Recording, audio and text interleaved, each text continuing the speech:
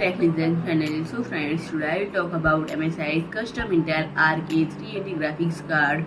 So friend, MSI is the third vendor to confirm a modified Intel Arc A380 graphics card, and MSI's official custom design is including for a variety of reasons, and this is the first dedicated design with low profile style and the trade-off is that this is the first bike of A380 to incorporate dual fan cooling, and MSI eventually opts for a longer, thinner heatsink rather than smaller, fatter one. And friend, this card is currently only available in a pre-built PC offered solely off Chinese CD website. And friend, MSI's pre-built comes in three distinct configurations, all of which use the same Arc A380 graphics card and either an Intel 510M or Intel A610M Bombay motherboard. And friend, only difference is the CPU.